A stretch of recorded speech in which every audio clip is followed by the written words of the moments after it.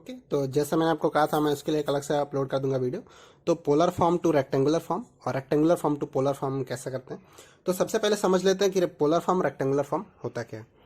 तो suppose this is Cartesian form में अगर हम पहले करें, यहाँ पे ज्योमेट्री यहाँ पे हमारी, तो एक वेक्टर है, मान लीजिए ये वेक्टर है हमारा, ठीक है। और ये जो है ये एक्स एक्सिस है और ये है वाई एक्सिस, जिसे हम कॉम्प्लेक्स अगर नंबर की अब बात करें कॉम्प्लेक्सिटी की, तो इसे हम बोलते हैं इमेजिनरी एक्सिस और इसे हम बोलते हैं रियल एक्सिस। तो इस रियल एक्सिस पे मान लीजिए इस वेक्टर की यहाँ तक की जो लेंथ है यहाँ अलोंग एक्स एक्सिस वो 4 है, और यहाँ अगर इमेजिनरी एक्सिस की बात करें तो यहाँ पे इसकी जो लेंथ है वो सपोज मान लीजिए 3 है। तो ये जो इमेजिनरी एक्सिस है इसके लिए हम डिनोट करते हैं यहाँ पे जे, ठीक है। इमेजिनरी एक्सिस में जो लेंथ है उसके लिए हम जे डिनोट करते हैं, और ये पॉजिटिव साइड है इसलिए मैं यहाँ पे पॉजिटिव लिख देता हूँ, और ये भी पॉजिटिव साइड है इसलिए मैं यहाँ भी पॉजिटिव लिख देता हूँ। तो अगर मैं इस वेक्टर को अब लिखना चाहूँ तो मान लीजिए इस वेक्टर को मैं नाम दे देता हूँ A1, और इस वेक्टर को मैं अगर लिखना चाहूँ तो मैं क्या लिखूंगा, that is real part plus J3 imaginary part. यानी वो रियल एक्सिस में कितना लेंथ है उसका और इमेजिनरी एक्सिस में कितना लेंथ है उसका, वो हम यहाँ पे लिखते हैं। तो इसे हम बोलते हैं रेक्टेंगुलर और कार्टेशियन फॉर्म। इसी चीज को अगर हम पोलर में फॉर्म की बात करें तो पोलर फॉर्म क्या करता है, दो चीज के साथ डील करता है। पहला एक तो वेक्टर का मैग्नीट्यूड और दूसरा उसका एंगल। तो ये कुछ सपोज मान लीजिए एंगल है थीटा, ये एंगल रियल एक्सिस के साथ बनाया उसने, और ये इसका मैग्नीट्यूड है, मान लीजिए हम इसे यहाँ पे कुछ इसका मैग्नीट्यूड है m इस वेक्टर का। तो इसका मैग्नीट्यूड कैसे निकालेंगे, तो आप सिंपली जो पाइथागोरस थ्योरम आप लगाते हैं यहाँ पे लगा सकते हैं।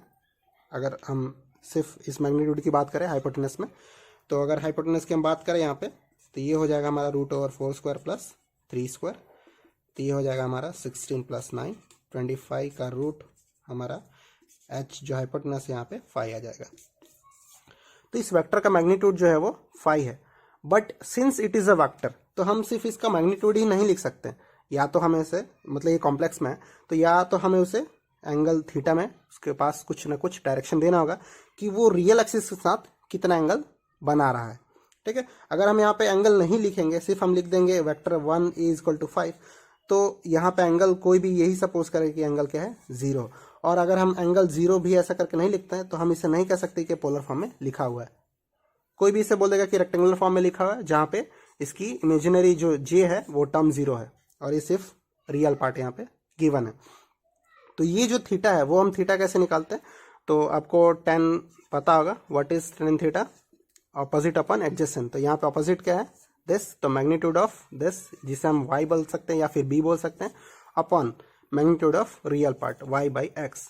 तो यहाँ से जो थीटा हमारा निकलता है तो थीटा हो जाता है tan इनवर्स y/x या b/a, आप जैसे लिख सकते हैं इसको, मतलब इसको ऐसा फॉर्म बोल सकते हैं a = a + jb और x + jy, जो आपको इजी पड़े लिखने में, जो आपको याद रहे, जिसमें आपको समझ में आ रहा अच्छे से, वो आप यहाँ पे यूज कर सकते हैं। तो एक्चुअल में ये होता है कि किसी एक कॉम्प्लेक्स जो वेक्टर है या कॉम्प्लेक्स नंबर है उसको हम रिप्रेजेंट करते हैं अलग अलग फॉर्म में। तो या तो हम उसे रेक्टेंगुलर फॉर्म में रिप्रेजेंट कर रहे हैं या तो हम उसे पोलर फॉर्म में रिप्रेजेंट कर रहे हैं। तो उसको इंटर कन्वर्जन कैसे करना है वो मैं आपको यहाँ पे सिखाऊंगा। दूसरे भी कुछ फॉर्म्स है, जैसे एक्सपोनेंशियल फॉर्म में आप लिख सकते हैं और दूसरा है ट्रिग्नोमेट्रिक फॉर्म में लिख सकते हैं। तो सब में दो ही चीज यहाँ पे, ये जो एक्सपोनेंशियल है, ट्रिग्नोमेट्रिक है और पोलर है, इसमें सिर्फ दो ही चीज का कॉन्सेप्ट है, वो है एक तो मैग्नीट्यूड मॉड और दूसरा एंगल थीटा। तो हम आगे देखते हैं कि कैसे हम कन्वर्जन करेंगे पोलर टू रेक्टेंगुलर और रेक्टेंगुलर टू पोलर में। मैं एक यहाँ पे एग्जांपल लेके, ये जो एग्जांपल मैंने आपको बताया इसी एग्जांपल को मैं यहाँ पे आपको करके दिखाता हूँ। तो सपोज यहाँ पे दिया A1 = 4 + J3, जो मैंने आपको एग्जांपल बताया। तो अब कन्वर्जन के लिए हम बार बार ग्राफ और वो नहीं बनाते, तो अब यहाँ पे डायरेक्ट हम ये मान लीजिए एक A1 गिवन है वेक्टर, ये उसका रियल पार्ट है और ये उसका इमेजिनरी पार्ट है। तो A1 का मैग्नीट्यूड क्या होगा, यहाँ से 4 स्क्वायर प्लस 3 स्क्वायर, हमने मैग्नीट्यूड निकाला है तो हमारा मैग्नीट्यूड आता है 5, और थीटा हम यहाँ से निकालेंगे तो what is theta, theta is tan inverse 3/4। तो थीटा हमारा यहाँ से क्या निकलता है 36.8698 समथिंग। ओके, हम 4 डिजिट तक ले रहे हैं, आप 2 या 3 डिजिट तक नॉर्मल ले सकते हैं, या फिर इसको राउंड फिगर कर दीजिए 87। ओके, तो यहाँ से हमारा जो है थीटा निकला। तो ये जो था वो रेक्टेंगुलर फॉर्म में था, अब इसे हम किस फॉर्म में लिख सकते हैं, पोलर फॉर्म में। तो इसी वेक्टर को मैं यहाँ पे a1 is equal to polar form में लिखता हूँ।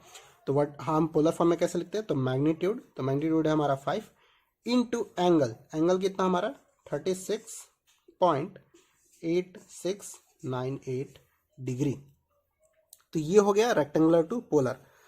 अब मान लीजिए कि आपको डेटा पोलर फॉर्म में गिवन है और उसे क्या है कि रेक्टेंगुलर में कीजिए, वाइस वर्सा। तो चलिए हम ले लेते हैं। तो a1 is given as 5, magnitude है 5 इंटू एंगल 36.8698 डिग्री। अब मुझे इसको इसमें कन्वर्ट करना है रेक्टेंगुलर फॉर्म में।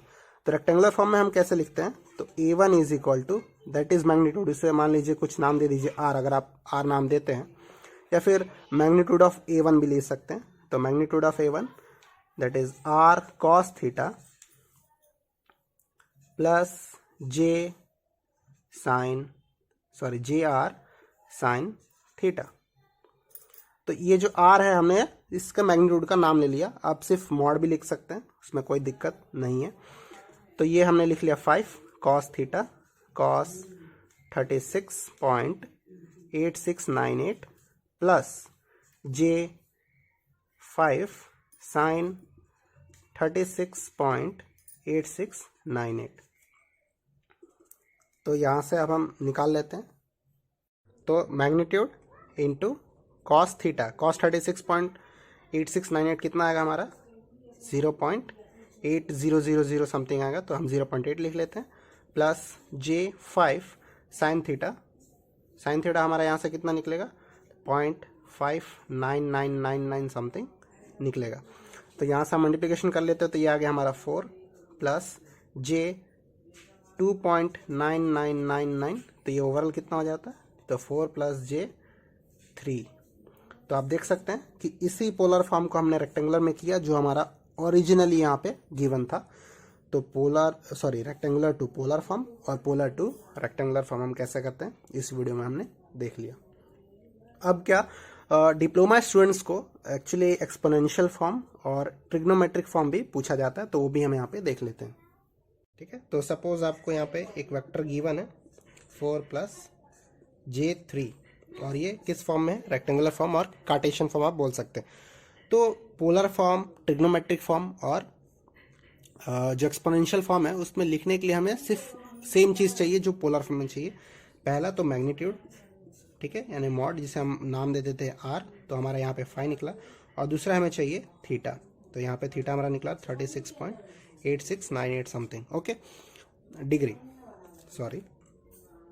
तो ये हमारा पोलर फॉर्म के लिए हमने मैग्नीट्यूड और थीटा फाइंड किया। इसी से हम इसको ट्रिग्नोमेट्रिक फॉर्म और एक्सपोनेंशियल फॉर्म में भी लिख सकते हैं। तो ट्रिग्नोमेट्रिक फॉर्म में इस वेक्टर को हम कैसे इस कॉम्प्लेक्स नंबर को हम कैसे लिखते हैं, तो ट्रिग्नोमेट्रिक फॉर्म में लिखने के लिए है r यानी magnitude into cos theta plus और minus i sine theta. Same as it is आप बोल सकते हैं कि j में लिखने के लिए हम जो करते हैं, ठीक है, लेकिन वहां पे हम क्या करते हैं कि कॉस थीटा की हम वैल्यू निकाल लेते हैं थीटा इनपुट करके। यहाँ पे हम जो है वो मैग्नीट्यूड लिखते हैं और इसको एज इट इज रहने देते हैं, यानी हम थीटा की जो वैल्यू है वो नहीं निकालते और इसको ट्रिग्नोमेट्रिक फॉर्म में हम बोलते हैं। दूसरा है एक्सपोनेंशियल फॉर्म। एक्सपोनेंशियल फॉर्म में हम कैसे लिखते हैं, तो r into e raise to यानी इसके पावर में प्लस और minus i theta. Why am writing here plus और माइनस, यहाँ पे कुछ भी हो सकता है, मीन्स अगर नेगेटिव है तो आप माइनस लिखेंगे और पॉजिटिव है तो प्लस लिखेंगे। तो इस वेक्टर को अगर कोई बोले आपको ट्रिग्नोमेट्रिक फॉर्म में लिखिए, तो इस वेक्टर को मैं लिखूंगा 5 इंटू कॉस 36.87, मैं ओवर राउंड फिगर ले रहा हूँ, ठीक है।